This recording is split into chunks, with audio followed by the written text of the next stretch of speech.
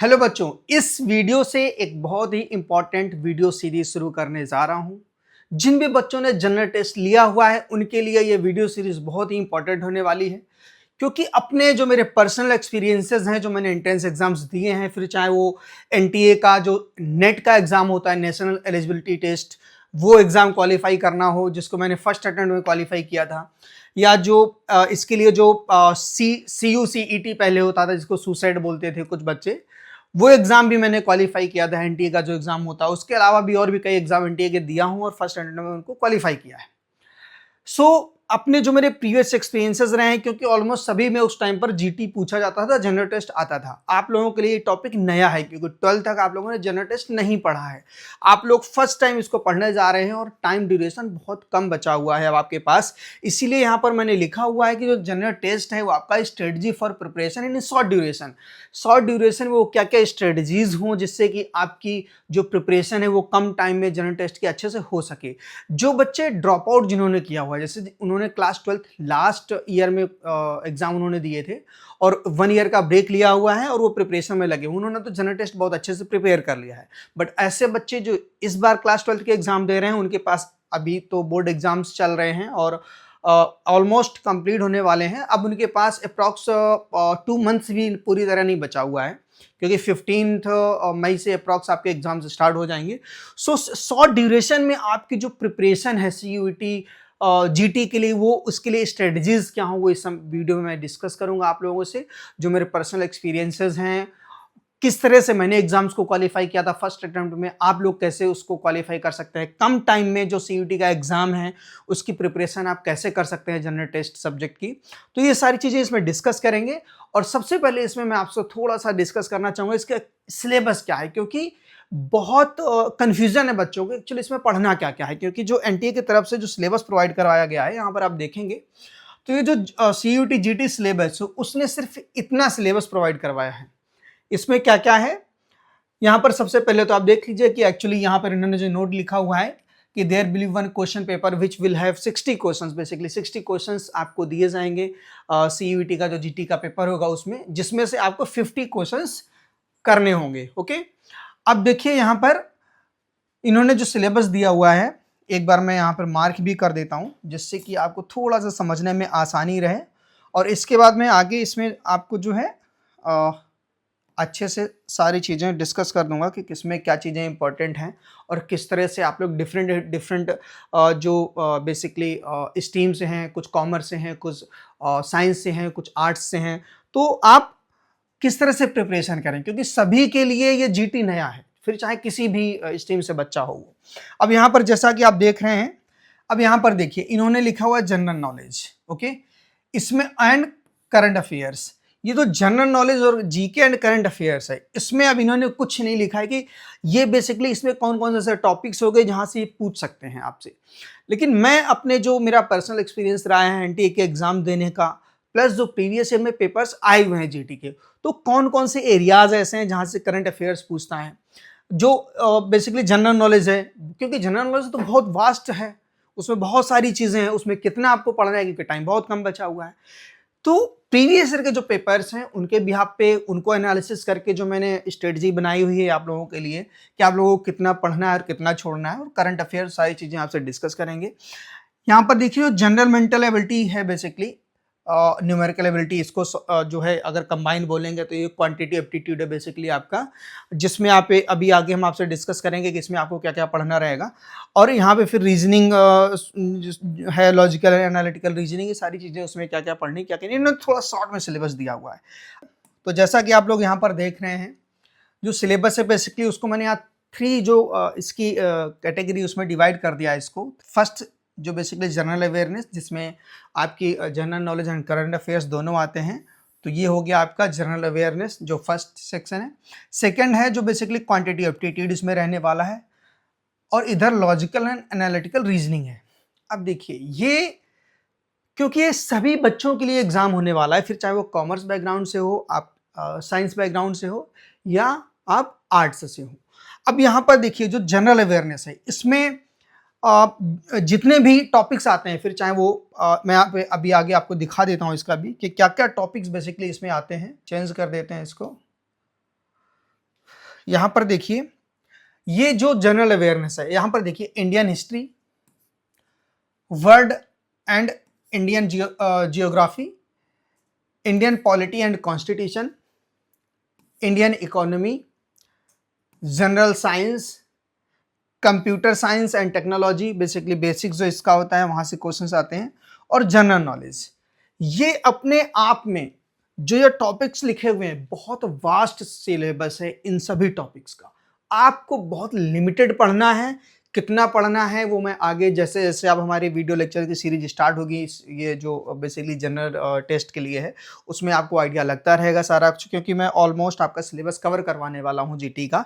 तो आप परेशान नहीं होना, चैनल को अभी तक सब्सक्राइब नहीं किया तो चैनल को सब्सक्राइब कर लेना, जिससे कि जितने भी आगे आने वाले वीडियोज़ होंगे बेसिकली जो डिफरेंट सब्जेक्ट्स के, जनरल टेस्ट के, जिसके भी, वो आपको टाइमली मिलते रहें और आप अपने अच्छे से प्रिपरेशन कर पाएँ। ओके, तो आप यहां पर देखिए, ये सारा आप देखिए, जो बच्चा आर्ट्स बैकग्राउंड से है, ओके, जो बच्चा आर्ट्स बैकग्राउंड से है, उसने उसको जैसे उसके पास जो सोशल स्टडीज के सब्जेक्ट्स रहे होंगे, उसने इन टॉपिक्स को ऑलरेडी काफी कुछ इनका जो है पढ़ रखा होगा।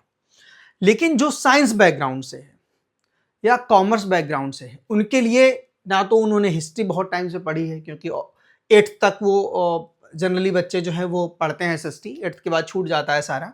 ये सारे के सारे जो हैं यहाँ पे 4th नंबर तक, इनसे उनका कोई भी लास्ट 4 ईयर से उनको इनमें कोई भी कुछ भी टॉपिक उन्होंने नहीं पढ़े हुए हैं, तो बहुत सारी चीज़ें वो भूल चुके हैं, स्किप हो चुकी हैं।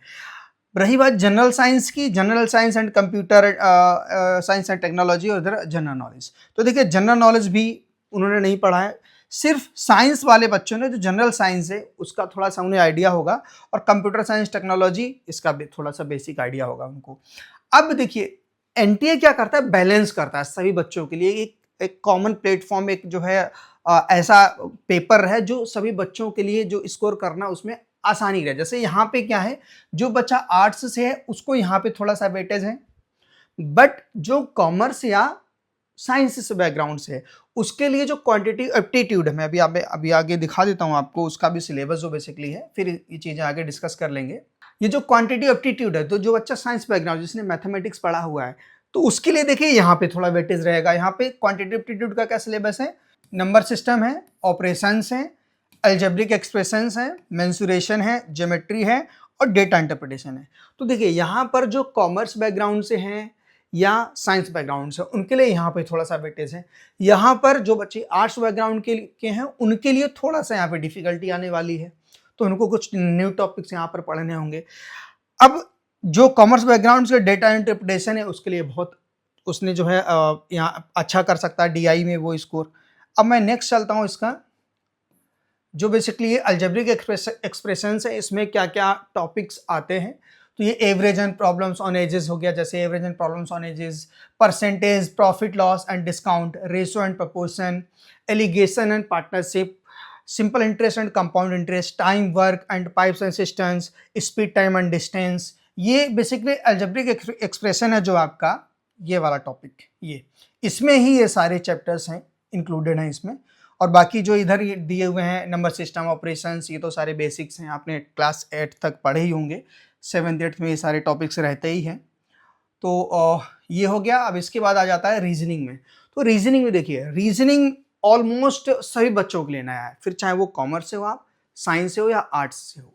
यहाँ पर सभी बच्चों को थोड़ा सा मेहनत करनी है। जो आसान चैप्टर्स होंगे जहाँ से क्वेश्चंस हर बार पूछा जा रहा है, वो सभी बच्चों को पढ़ना ही पढ़ना रहेगा। तो यहाँ पर कोई ऐसा वेटेज वाला नहीं है कि किसी के लिए कुछ ज़्यादा वेटेज होगा, किसी के लिए कुछ कम होगा, ऐसा कुछ नहीं है। जो बेसिकली जो फर्स्ट 2 सेक्शंस थे जहाँ पर जनरल अवेयरनेस था या क्वांटिटेटिव एप्टीट्यूड था, वहाँ पे जो है बोथ मीडियम्स के लिए, जो साइंस बैकग्राउंड से है, कॉमर्स हैं या आर्ट्स हैं, वहाँ किसी को किसी में वेटेज है थोड़ा है, तो किसी को किसी में है। ओके, तो यहाँ पर देखिए क्या है कि लॉजिकल एनालिटिकल रीजनिंग में जो चैप्टर्स हैं, बेसिकली एनालॉजी से बहुत क्वेश्चंस पूछे जाते हैं। जितने भी एग्जाम्स बेसिकली डिफरेंट फेजेस में एग्जाम होते हैं आपके, तो जनरल टेस्ट की जितनी भी पेपर्स प्रीवियस ईयर्स में आए हुए हैं, सभी में एनालॉजी से चैप्टर्स, जो एनालॉजी का चैप्टर है यहाँ पर, इससे क्वेश्चंस आपको मिलेंगे ही मिलेंगे। ओके, डायरेक्शन एंड डिस्टेंस, इससे भी क्वेश्चन आते हैं। कोडिंग एंड डिकोडिंग से बहुत क्वेश्चंस पूछे जाते हैं। कभी कभी तो एनालॉजी और कोडिंग एंड डिकोडिंग से ही क्वेश्चंस 5 to 8 क्वेश्चन सिर्फ इन्हीं दो सेक्शन से आए हुए हैं। ओके, रैंकिंग से रिलेटेड क्वेश्चंस आएंगे आपके, ब्लड रिलेशन से क्वेश्चन आएंगे, सीटिंग अरेंजमेंट हो गया आपका, स्टेटमेंट एंड कंक्लूजन्स हो गया। एंड इसके बाद इसमें जो है एक और इम्पॉर्टेंट सेक्शन है जहां से क्वेश्चंस आपके एग्जाम में आएंगे, mathematical operations, Venn diagram, syllogism, figures completion, figure formation, figure counting, non verbal series. यहाँ से भी क्वेश्चंस आपके बहुत आसान होते हैं, थोड़ा सा भी आप सोच के आराम से करेंगे यहाँ से क्वेश्चंस आराम से निकल जाता है। सो परेशान नहीं होना, इतना बड़ा सिलेबस देख के, इतना वास्ट सिलेबस देख के बहुत आसानी से चीज़ें हो जाएंगी सारी। ओके, बहुत आसानी से सारी चीज़ें होने वाली हैं।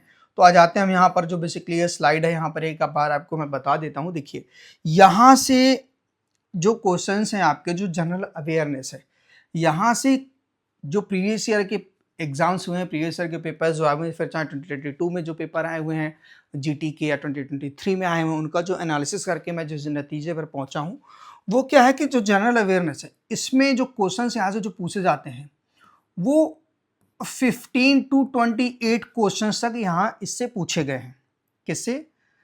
यहाँ पे एक बार मैं लिख देता हूँ ताकि क्लियर दिखे आपको। 15 to 28 क्वेश्चंस जो बेसिकली जनरल अवेयरनेस का आपका सेक्शन है, जो इसमें किसी उसमें 20 हो गए, किसी में तो ये बेसिकली जैसे यहाँ से अगर किसी पेपर में 28 क्वेश्चंस आ गए हैं तो रिमेनिंग जो 32 क्वेश्चंस, क्योंकि टोटल आपके 60 क्वेश्चंस आने वाले हैं, तो जो अगर 28 सिर्फ जीए से ही आ गए हैं तो रिमेनिंग जो 32 है फिर वो इन दोनों से आए हुए हैं। किसी में क्या है, किसी पेपर में कि यहाँ से जैसे 15 क्वेश्चंस मिनिमम जो रहा है, 15-16 क्वेश्चंस के अप्रॉक्स रहा है जो जीए से आए हुए हैं, तो 15-16 क्वेश्चंस यदि यहाँ से आए हुए हैं तो रिमेनिंग जो 44-45 क्वेश्चंस आपके हैं वो इन दोनों सेक्शन से मिल के आए हुए हैं। ओके, तो आप यहाँ से मान लीजिए कि 15 to 28 क्वेश्चन जो अभी तक का रहा है एवरेज, वो यहाँ से आने वाला है, प्लस 10 to 20 क्वेश्चन, 10 से 20 क्वेश्चन आपके क्वांटिटेटिव एप्टीट्यूड से मिलने वाले हैं आप लोगों को। और यहाँ पर जो है ऑन एवरेज जो देखा गया है वो 15 to अप्रॉक्स 25 क्वेश्चंस, 15 से 25 क्वेश्चंस आपके लॉजिकल एनालिटिकल जो रीजनिंग है वहां से आने वाले हैं। जो बच्चा बेसिकली जो साइंस बैकग्राउंड से, जिसने मैथमेटिक्स पढ़ा हुआ है, टच में है उसके, तो वो क्वांटिटी एप्टीट्यूड वाला जो सेक्शन है उसको अच्छे से, और जो रीजनिंग सेक्शन है उसको अच्छे से, इसको अच्छे से कर लेता है और इसमें कुछ सिलेक्टेड टॉपिक पढ़ लेता है तो भी बहुत अच्छा स्कोर कर सकता है। सेम कॉमर्स वाले बच्चे के लिए है, सेम आर्ट्स वाला, जैसे इन दोनों के लिए अच्छे से उसने कर लिया है, और क्वांटिटी एप्टीट्यूड में कुछ सिलेक्टेड चैप्टर्स को अच्छे से कर लेना है। जो टफ चैप्टर्स लग रहे हैं, फिर चाहे आप कॉमर्स बैकग्राउंड से हो, आर्ट्स से हो, साइंस से हो, जिस भी बैकग्राउंड से हैं आप, जिस भी स्ट्रीम से हैं आप, जो भी टॉपिक्स आपको लग रहा है कि ये टफ चैप्टर्स हैं हम मेरे लिए और टाइम उतना नहीं है कि उसको आप अच्छे से कर पाएं, तो देखिए आपको 60 क्वेश्चंस आपको इसीलिए दिए जा रहे हैं। जो 60 क्वेश्चंस आने वाले हैं उसमें से जो टफ आपको लग रहा है उन चैप्टर्स को आप छोड़ सकते हैं। बट ऐसा नहीं कि सारा का सारा आपने छोड़ देना है, कि यदि आप आर्ट्स बैकग्राउंड में तो जी रीजनिंग करना है, क्वांटिटेटिव बिल्कुल छोड़ देना है, क्योंकि क्वांटिटेटिव एप्टीट्यूड में कुछ क्वेश्चंस ऐसे जरूर आपको मिल जाएंगे जो बहुत आसान होते हैं, क्योंकि 8th तक तो आपने मैथमेटिक्स पढ़ी ही है, और ये 6th 7th 8th में ही जो बेसिकली HCM LCF और जो बेसिक ऑपरेशंस मैथमेटिक्स से होते हैं, कंपाउंड इंटरेस्ट, सिंपल इंटरेस्ट जो रहते हैं, तो हिंदी में बात करें तो जो साधारण ब्याज हो गया आपका, चक्रवृद्धि ब्याज हो गया, और यहाँ पर जो बेसिकली लासा मासा, ये सारी चीज़ें हैं जो इसमें आने वाली, तो बहुत आसानी से आप कर सकते हैं। ओके, तो जो बच्चा मैथमेटिक्स से, बेसिकली साइंस बैकग्राउंड से है, वो ये सेक्शंस को बहुत अच्छे से करना है उसको, और इसमें ऐसे सेक्शंस को सिलेक्टिव रखना है, और कुछ चैप्टर्स को जो टफ उसके लिए पढ़ रहे हैं, वास्ट सिलेबस है जिनका, उसको छोड़ देना है, और लॉजिकल रीजनिंग को उसको अच्छे से कर लेना है। जो आर्ट्स स्ट्रीम वाले हैं वो जनरल अवेयरनेस और लॉजिकल रीजनिंग को बहुत अच्छे से कर लेंगे, और इसके कुछ सिलेक्टिव चैप्टर्स हम बता देंगे अभी नेक्स्ट जो वीडियो लाएंगे उसमें, कि यदि आप आर्ट्स बैकग्राउंड से हैं तो उसमें कौन कौन से चैप्टर्स आपको टारगेट करना है क्वांटिटी एप्टीट्यूड में, और ये तो दोनों ही सेक्शन जो बेसिकली इनमें तो पूरा पूरा आपको अच्छे से करना है। और ये जो टाइम रिमेनिंग अभी सफिशिएंट है, इसमें आप प्रिपरेशन अपनी कर सकते हैं और अच्छा स्कोर कर सकते हैं। ओके, प्रीवियस ईयर के बच्चों ने जो प्रिपरेशन की है उनके पास भी इतना ही टाइम था जितना आपके पास टाइम बचा हुआ है, और उन्होंने इसमें 98 परसेंटाइल, 99 परसेंटाइल, 100 परसेंटाइल लेके आए हुए हैं। तो ऐसा नहीं कि आप नहीं कर सकते हैं, क्योंकि जो आपका जो डोमेन सब्जेक्ट्स है वो अभी आपके 12th के एग्जाम चल रहे हैं, तो ऑलमोस्ट आप ऑलरेडी आपने उसका सारा रिवीजन किया हुआ है। उसमें आप एमसीक्यूज है जो वो ज़्यादा से ज़्यादा आपको सॉल्व करना है, और जो आपको नया पढ़ना है जैसे जनरल टेस्ट है उसके लिए थोड़ा सा ज़्यादा टाइम देके आप इसमें जो है जो सेक्शंस आपके लिए थोड़ा सा टफ लग रहे हैं, जो आपके लिए न्यू है बेसिकली, उनका सिलेबस आपको कवर करना है। तो यहाँ पे जो 60 क्वेश्चंस आएंगे इसमें से आपको सिर्फ 50 क्वेश्चंस करने रहेंगे। अब जब आपको 50 कर रहे हैं तो 10 क्वेश्चंस ऑब्वियसली आपको छोड़ना है। 50 में यदि आपने 45 प्लस करेक्ट कर दिए ना, आप जिस भी यूनिवर्सिटी में आपने अप्लाई किया है वो यूनिवर्सिटी आपको मिल जाने वाली है। ऐसा नहीं कि कोई भी यूनिवर्सिटी, कोई भी कोर्स, किसी भी यूनिवर्सिटी में आपने अप्लाई किया हुआ है, यदि आपने 45 प्लस क्वेश्चंस को यदि आपने करेक्ट कर दिया जीटी में, तो आपको जो जिस भी यूनिवर्सिटी में आप जाना चाहते हैं, जिस भी कोर्स में, उसमें एडमिशन आपको मिलने वाला है। जीटी में कोई नहीं रोकने वाला है। तो यहाँ से देखिए 60 में आप अप्रॉक्स 45 ही तो करने हैं। तो यदि आप साइंस बैकग्राउंड से, तो क्वांटिटेटिव एप्टीट्यूड को अच्छे से आपको करना है, रीजनिंग को अच्छे से करना है और इसके कुछ सिलेक्टेड चैप्टर्स कर लेने हैं। यदि आप आर्ट्स बैकग्राउंड से हैं तो आप इसको अच्छे से करिए, रीजनिंग को अच्छे से कर लीजिए और इसमें कुछ सिलेक्टेड चैप्टर्स करिएगा।